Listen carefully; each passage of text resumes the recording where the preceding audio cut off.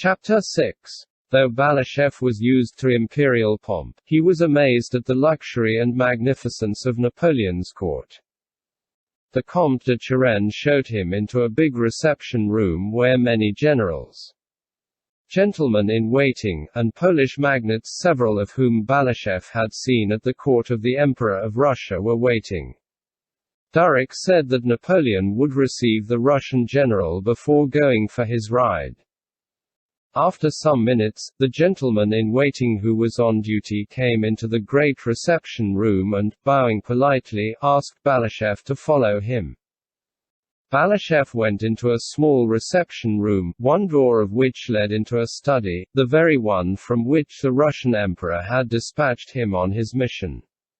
He stood a minute or two, waiting. He heard hurried footsteps beyond the door, both halves of it were opened rapidly. All was silent, and then from the study the sound was heard of other steps, firm and resolute. They were those of Napoleon. He had just finished dressing for his ride, and wore a blue uniform, opening in front over a white waistcoat so long that it covered his rotund stomach, white leather breeches tightly fitting the fat thighs of his short legs, and Hessian boots. His short hair had evidently just been brushed, but one lock hung down in the middle of his broad forehead. His plump white neck stood out sharply above the black collar of his uniform, and he smelled of eau de cologne. His full face, rather young-looking, with its prominent chin, wore a gracious and majestic expression of imperial welcome. He entered briskly, with a jerk at every step and his head slightly thrown back. His whole short corpulent figure, with broad thick shoulders, and chest and stomach involuntarily protruding, had that imposing and stately appearance one sees in men of 40 who live in comfort. It was evident, too, that he was in the best of spirits that day.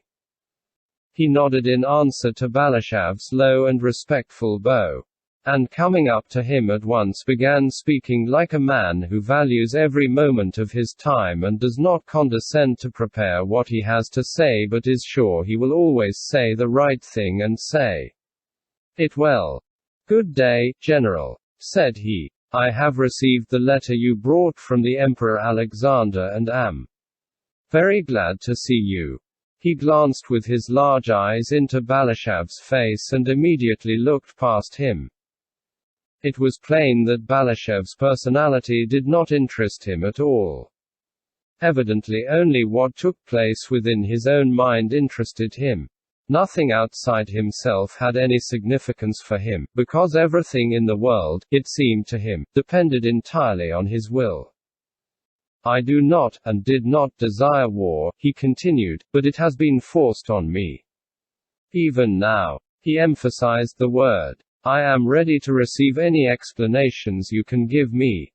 And he began clearly and concisely to explain his reasons for dissatisfaction with the Russian government. Judging by the calmly moderate and amicable tone in which the French emperor spoke, Balashev was firmly persuaded that he wished for peace and intended to enter into negotiations. When Napoleon, having finished speaking, looked inquiringly at the Russian envoy, Balashev began a speech he had prepared long before. "Sire, the Emperor, my master." But the sight of the Emperor's eyes bent on him confused him. "You are flurried, compose yourself," Napoleon seemed to say, as with a scarcely perceptible smile he looked at Balashev's uniform and sword.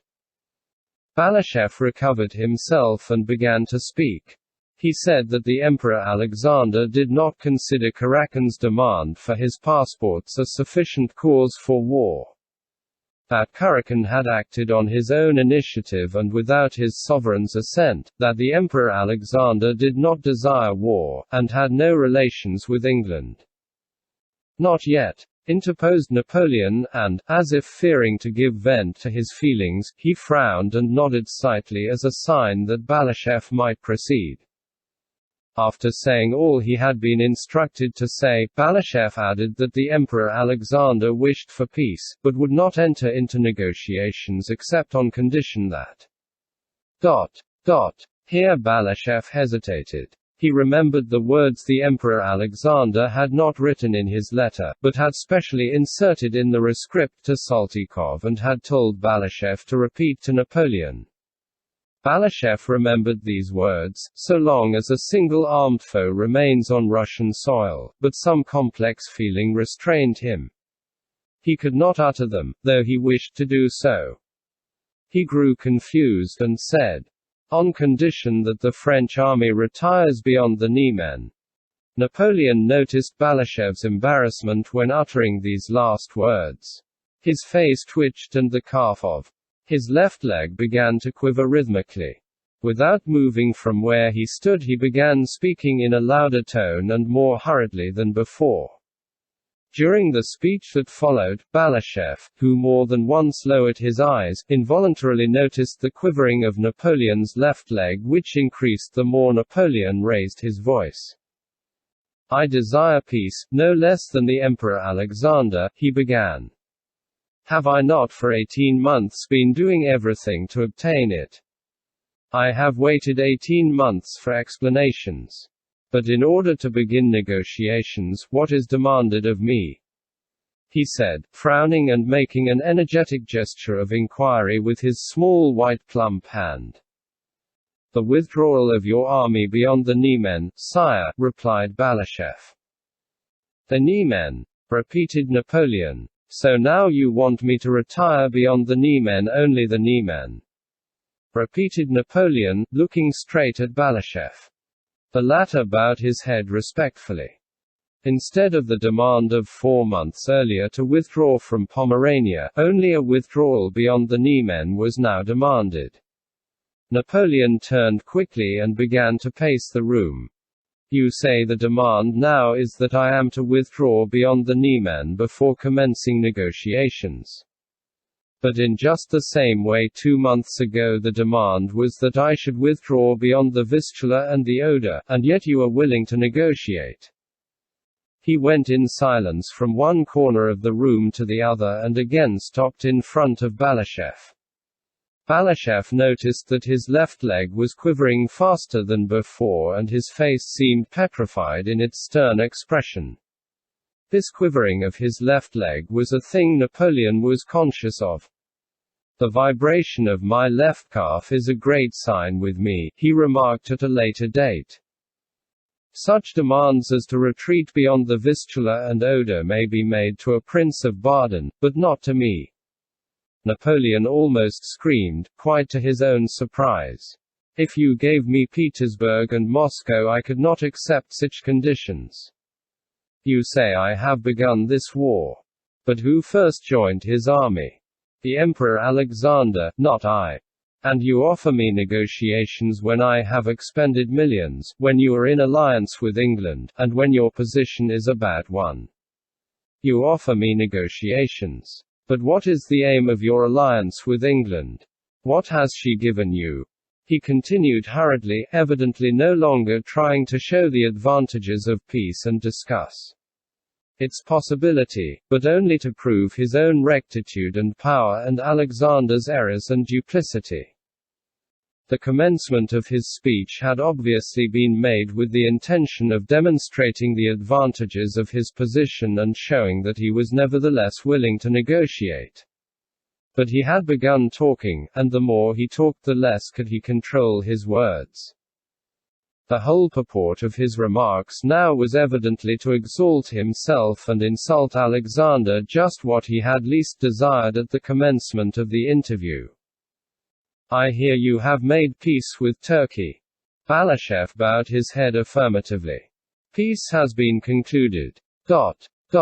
he began. But Napoleon did not let him speak. He evidently wanted to do all the talking himself, and continued to talk with the sort of eloquence and unrestrained irritability to which spoiled people are so prone.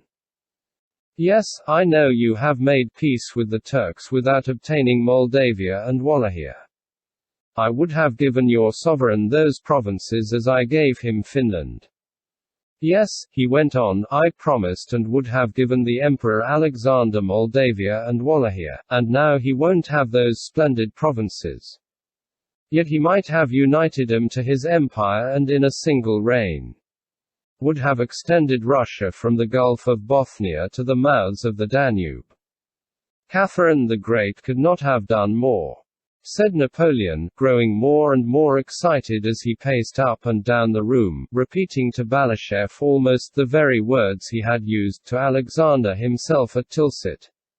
All that, he would have owed to my friendship. Oh, what a splendid reign! He repeated several times, then paused, drew from his pocket a gold snuff-box, lifted it to his nose, and greedily sniffed at it. What a splendid reign the Emperor Alexander's might have been. Single quote. He looked compassionately at Balashev, and as soon as the latter tried to make some rejoinder hastily interrupted him. What could he wish or look for that he would not have obtained through my friendship? Demanded Napoleon, shrugging his shoulders in perplexity. But no, he has preferred to surround himself with my enemies, and with whom? With Steins, Armfelts, Bennigsens, and Wintzingerodes. Stein, a traitor expelled from his own country. Armfelt, a rake and an intriguer. Wintzingerode, a fugitive French subject. Bennigsen, rather more of a soldier than the others, but all the same an incompetent who was unable to do anything in 1807. And who should awaken terrible memories in the Emperor Alexander's mind. Granted that were they competent they might be made use of. Continued Napoleon, hardly able to keep pace in words with the rush of thoughts that incessantly sprang up, proving how right and strong he was. In his perception the two were one and the same. But they are not even that. They are neither fit for war nor peace. Berkeley is said to be the most capable of them all, but I cannot say so, judging by his first movements. And what are they doing, all these courtiers? Pfuel proposes, Armfelt disputes, Bennigsen considers, and Berkeley, called on to act, does not know what to decide on, and time passes bringing no result. Bagration alone is a military man. He's stupid, but he has experience, a quick eye, and resolution. And what role is your young monarch playing in that monstrous crowd? They compromise him and throw on him the responsibility for all that happens.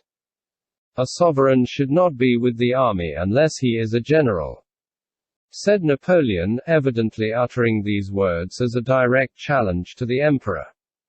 He knew how Alexander desired to be a military commander. The campaign began only a week ago, and you haven't even been able to defend Vilna. You were cut in two and have been driven out of the Polish provinces. Your army is grumbling. On the contrary, Your Majesty, said Balashev, hardly able to remember what had been said to him and following these verbal fireworks with difficulty, the troops are burning with eagerness. I know everything. Napoleon interrupted him. I know everything. I know the number of your battalions as exactly as I know my own. You have not 200,000 men, and I have 3 times that number. I give you my word of honor, said Napoleon, forgetting that his word of honor could carry no weight. I give you my word of honor that I have 530,000 men this side of the Vistula. The Turks will be of no use to you. They are worth nothing and have shown it by making peace with you. As for the Swedes, it is their fate to be governed by mad kings. Their king was insane and they changed him for another Bernadotte, who promptly went mad, for no Swede would ally himself with Russia unless he were mad. Napoleon grinned maliciously and again raised his snuff-box to his nose. Balashev knew how to reply to each of Napoleon's remarks, and would have done so. He continually made the gesture of a man wishing to say something, but Napoleon always interrupted him. To the alleged insanity of the Swedes, Balashev wished to reply that when Russia is on her side, Sweden is practically an island. But Napoleon gave an angry exclamation to drown his voice. Napoleon was in that state of irritability in which a man has to talk, merely to convince himself that he is in the right. Balashev began to feel uncomfortable. As envoy, he feared to demean his dignity and felt the necessity of replying. But, as a man, he shrank before the transport of groundless wrath that had evidently seized Napoleon. He knew that none of the words now uttered by Napoleon had any significance, and that Napoleon himself would be ashamed of them when he came to his senses. Balashev stood with downcast eyes, looking at the movements of Napoleon's stout legs and trying to avoid meeting his eyes. "But what do I care about your allies?" said Napoleon. "I have allies, the Poles. There are 80,000 of them and they fight like lions. And there will be 200,000 of them." And probably still more perturbed by the fact that he had uttered this obvious falsehood, and that Balashev still stood silently before him in the same attitude of submission to fate, Napoleon abruptly turned round, drew close to Balashev's face, and, gesticulating rapidly and energetically with his white hands, almost shouted, "Know that if you stir up Prussia against me, I'll wipe it off the map of Europe." He declared, his face pale and distorted by anger, and he struck one of his small hands energetically with the other. "Yes, I will throw you back beyond the Dvina and beyond the Dnieper, and will re-erect against you that barrier which it was criminal and blind of Europe to allow to be destroyed. Yes, that is what will happen to you. That is what you have gained by alienating me." And he walked silently several times up and down the room, his fat shoulders twitching. He put his snuff-box into his waistcoat pocket, took it out again, lifted it several times to his nose, and stopped in front of Balashev. He paused, looked ironically straight into Balashev's eyes, and said in a quiet voice, "And yet what a splendid reign your master might have had." Single quote. Balashev, feeling it incumbent on him to reply, said that from the Russian side things did not appear in so gloomy a light. Napoleon was silent, still looking derisively at him and evidently not listening to him. Balashev said that in Russia the best results were expected from the war. Napoleon nodded condescendingly, as if to say, "I know it's your duty to say that, but you don't believe it yourself. I have convinced you." When Balashev had ended, Napoleon again took out his snuff-box, sniffed at it, and stamped his foot twice on the floor as a signal. The door opened, a gentleman in waiting, bending respectfully, handed the emperor his hat and gloves. Another brought him a pocket handkerchief. Napoleon, without giving him a glance, turned to Balashev. "Assure the Emperor Alexander from me," said he, taking his hat, "that I am as devoted to him as before. I know him thoroughly and very highly esteem his lofty qualities. I will detain you no longer, General, you shall receive my letter to the Emperor." And Napoleon went quickly to the door. Everyone in the reception room rushed forward and descended the staircase.